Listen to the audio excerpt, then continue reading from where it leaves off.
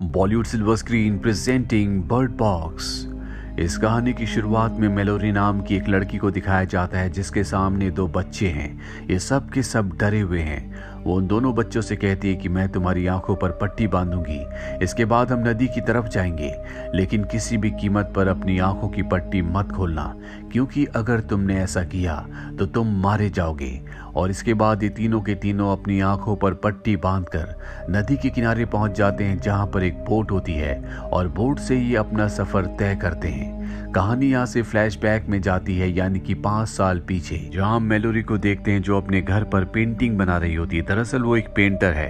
पूरी दुनिया में सब कुछ नॉर्मल होता है और तभी उसकी सिस्टर उसके घर पर आती है, जो मेलोरी को बताती है कि पूरी दुनिया में लोग अपनी जान ले रहे हैं। इसके बाद ये न्यूज देखते हैं जहाँ पर इन्हें पता चलता है कि दुनिया में कई लाखों लोग अपनी जान ले चुके हैं। इसके पीछे कारण क्या है किसी को कुछ नहीं पता। अब क्योंकि मेलोरी प्रेग्नेंट है, इसीलिए वो हॉस्पिटल अपना चेकअप करवाने के लिए जाती है और वो देखती है कि वहां पर भी लोग अपने आप को मार रहे हैं। इसीलिए वो अपनी सिस्टर के साथ कार से वहां से निकल जाती है और सड़कों पर ये देखती है कि हर कोई इंसान अपनी जान ले रहा है, साथ ही एक दूसरे के ऊपर हमला भी कर रहे हैं। ये देखकर मेलोरी और उसकी सिस्टर जो कि कार चला रही होती है, दोनों के दोनों डर जाते हैं। ये एक तरह का वायरस है जो इनके शहर में भी फैल चुका है। मेलोरी की सिस्टर जो कि कार चला रही होती है, वो भी इससे इन्फेक्टेड हो जाती है और वो कार का एक्सीडेंट करना चाहती है। मेलोरी उसे रोकती है पर वो उसकी बात नहीं मानती और कार का एक्सीडेंट हो जाता है, जिससे कार पलट जाती है और मेलोरी की सिस्टर की मृत्यु हो जाती है।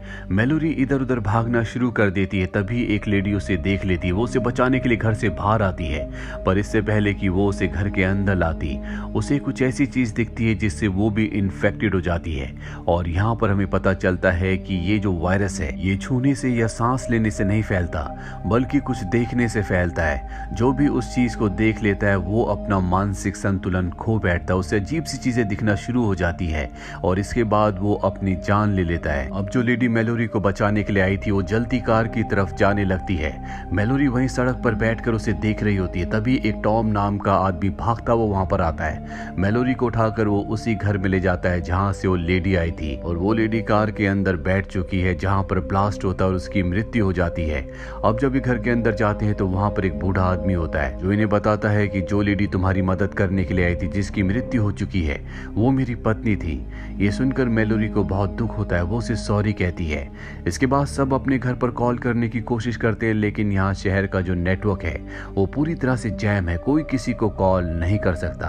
और अब ये टीवी ऑन करते हैं, जहाँ पर इन्हें पता चलता है कि शहर में जो वायरस फैला है ये पूरी दुनिया में फैल चुका है, जिससे दुनिया की आधी आबादी अपनी जान ले चुकी है और जो आधे हैं जो इन्फेक्टेड हैं वो भी अपनी जान ले रहे हैं। टॉम सबको बताता है कि मैं कंस्ट्रक्शन साइट पर काम कर रहा था, तभी वहां पर एक एम्प्लॉय ने कुछ देखा, जिसके बाद उसका मानसिक संतुलन पूरी तरह से खो बैठा। उसने अपने साथी की जान ले ली और धीरे धीरे पूरे शहर में फैल गया। इन्हें समझ में आ जाता है कि जो वायरस है वो देखने से फैलता है, इसीलिए घर की हर एक चीज को, हर एक विंडो को पूरी तरह से बंद कर देते हैं। और अब इस तरह से इन्हें इस घर में रहते रहते कुछ दिन हो जाते हैं। धीरे धीरे इनके खाने की सप्लाई खत्म हो जाती है और अब अगर इन्हें जिंदा रहना है तो इन्हें कुछ ना कुछ करना होगा, इन्हें बाहर जाना होगा। इस घर का जो ओनर होता है वो सबको बताता है कि घर के बाहर सीसीटीवी कैमरास लगे हुए हैं, जिस पर हम बाहर देख सकते हैं, लेकिन किसी को ये नहीं पता कि कैमरे में देखने से वो वायरस फैलता है या नहीं। इसीलिए ओनर कहता है कि तुम मुझे बांध कर एक चेयर पर बिठा दो, जिसके बाद मैं स्क्रीन पर बाहर का नजारा देखूंगा और अगर मैं इन्फेक्टेड हुआ तो बंदे होने की वजह से मैं किसी को नुकसान नहीं पहुंचा पाऊंगा।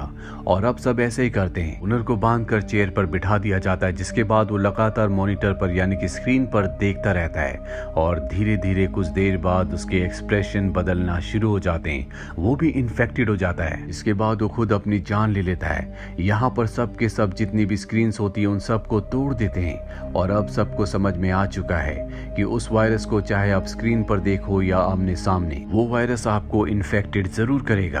अब इनके दरवाजे पर एक लड़की आती है जो प्रेग्नेंट होती है, लेकिन ये भी वायरस से पूरी तरह से अभी तक सुरक्षित है। ये उसे भी अपने घर के अंदर बुला लेते हैं और अब धीरे धीरे इनका खाना पूरी तरह से खत्म हो चुका है। ये तय करते हैं कि इन्हें अब बाहर जाकर खाने की सप्लाई लानी होगी, इसीलिए सबसे पहले गैराज में जाते हैं जहाँ पर गाड़ी होती है। गाड़ी के शीशों को पूरी तरह से पेंट कर देते हैं और सब के सब गाड़ी के अंदर बैठ जाते हैं और अब गाड़ी को ये जीपीएस की मदद से चलाना शुरू करते जाते हैं। सड़कें पूरी तरह से सुनसान होती है।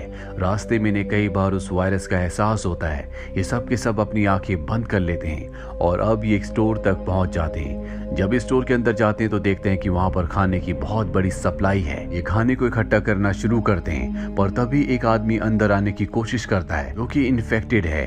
उस आदमी को अंदर ना आने देने के लिए इन्हीं में से एक उसके ऊपर हमला कर देता है, पर उसकी भी मृत्यु हो जाती है और अब ये सब के सब खाने की सप्लाई लेकर वापस अपने घर पहुंच जाते हैं। एक बार फिर से उसी तरह से रहना शुरू कर देते हैं। यही मैलोरी और टॉम एक दूसरे के काफी करीब आ चुके हैं और तभी इनके दरवाजे पर एक और आदमी आता है। जो दूसरी लड़की है जो कि प्रेग्नेंट है, वो दरवाजा खोल देती है। इससे सब के सब गुस्सा होते हैं क्योंकि इनके पास लिमिटेड खाना है। ये किसी भी और इंसान को अपने घर में नहीं ला सकते। वो आदमी बताता है कि वो अपने साथियों के साथ एक घर पर छुपा हुआ था, पर तभी वहां पर कुछ लोग आ गए जिनकी दिमागी हालत पूरी तरह से खराब थी। उन सब ने मेरे दोस्तों की आंखों की पट्टियां खोलना शुरू कर दिया, जिससे वो इन्फेक्टेड हो गए और उन्होंने अपनी जान ले ली और मैं किसी तरह से अपनी जान बचाकर यहाँ तक पहुंच गया। वो जो पागल लोग हैं उनका दिमागी संतुलन ठीक नहीं था, इसीलिए वायरस उनके ऊपर असर नहीं करता। वो जहाँ चाहे घूम सकते हैं, वायरस उनका कुछ नहीं बिगाड़ सकता। एक तरह से वो वायरस से इम्यून है। अब यहाँ पर मैलोरी की डिलीवरी हो जाती है। वो एक बच्चे को जन्म देती है। साथ ही यहाँ पर जो दूसरी लड़की होती है वो भी एक बच्चे को जन्म देती है, यानी कि इनके घर में 2 बच्चों ने जन्म लिया है। अब यहाँ पर जो आदमी आया होता है, दरअसल इसकी भी दिमागी हालत ठीक नहीं होती। इसने सबको झूठ कहा था। ये खुद उन पागलों में से एक था जो कि इस वायरस से इम्यून है। ये एक साइको होता है और विंडो पर जितने भी कवर लगे होते हैं ये उन्हें निकालना शुरू कर देता है, जिससे वो दूसरी लड़की जिसने अभी अभी बच्चे को जन्म दिया है वो बाहर देख लेती है, जिससे वो इन्फेक्टेड हो जाती है और खुद अपनी जान ले लेती है। साथ ही वो साइको आदमी एक बूढ़ी औरत की आंखें जबरदस्ती खोलता है और वो भी इन्फेक्टेड होकर अपनी जान ले लेती है। और इससे पहले कि वो दूसरे लोगों के साथ भी ऐसा करता, वहां पर टॉम आ जाता है जो उसे गोली से मार देता है और अब यहाँ पर टॉम, मैलोरी और 2 बच्चे बचे हैं। धीरे धीरे इसी तरह से ये इसी घर पर रहते हैं और 5 साल बीत जाते हैं। यहाँ पर मैलोरी की बेटी और साथ ही वो लेडी जिसने दूसरे बच्चे को जन्म दिया था उसका बेटा होता है। ये सब के सब यहाँ पर जीना सीख गए हैं। मैलोरी अपने बच्चों को लेकर जब भी बाहर निकलती है तो वो उनकी आंखों पर और अपनी आंखों पर पट्टी बांध लेती है। साथ ही वो उन्हें ट्रेनिंग भी देती है कि किस तरह से एक दूसरे के करीब रहना है, किस तरह से सरवाइव करना है, किस तरह से आवाज को पहचानना है। और अब एक दिन टॉम को रेडियो पर एक आदमी का मैसेज आता है जो बताता है कि हम एक जगह पर हैं जो पूरी तरह से सुरक्षित है। यहाँ पर खाने की बहुत बड़ी सप्लाई है और यहाँ पर वायरस का कोई भी खतरा नहीं है। टॉम बताता है कि हम 4 लोग हैं, हमारे साथ 2 बच्चे हैं, हमें कहाँ आना होगा। वो बताता है कि तुम्हें नदी पार करके आना होगा। वो उन्हें लोकेशन बताता है जो इस जगह से बहुत दूर होती है। टॉम वहां जाना चाहता है लेकिन मैलोरी वहां नहीं जाना चाहती। वो टॉम से कहती है कि हो सकता है कि वो उसी तरह के पागल लोग हो जिनके ऊपर वायरस का कोई भी असर नहीं होता, वो हमें अपने जाल में फंसा रहे हैं। टॉम कहता है कि ऐसा नहीं है। उससे बात करके मैं समझ गया कि वो पूरी तरह से नॉर्मल है। हम पिछले कई सालों से यहाँ पर है, हमें लोगों की जरूरत है, इसीलिए हमें वहां पर जाना होगा। मैलोरी उसकी बात मान जाती है और अगली सुबह चारों के चारों अपनी आंखों पर पट्टी बांधकर अपने घर से बाहर निकलते। लेकिन तभी यहाँ पर कुछ पागल लोग आ जाते हैं जिनके ऊपर वायरस का असर नहीं होता। टॉम मैलोरी से कहता है कि तुम बच्चों को लेकर यहाँ से निकल जाओ, मैं इन सब को रोकता हूँ। और इसके बाद वो गोलियां चलाता है। 2 लोगों को गोली मार भी देता है, लेकिन वो समझ जाता है कि इन्हें रोकने के लिए उसे अपनी आंखों की पट्टी खोलनी होगी।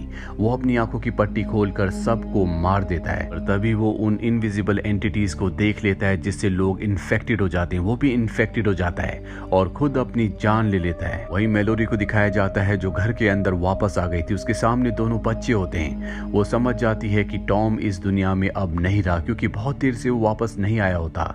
और अब कहानी वापस प्रेजेंट में आती है जहां पर उसने बच्चों को कहा था कि मैं तुम्हारी आंखों में पट्टी बांधूंगी, किसी भी कीमत पर अपनी पट्टी को मत खोलना। और दोनों बच्चों को लेकर नदी के किनारे बोट तक पहुंच जाती है।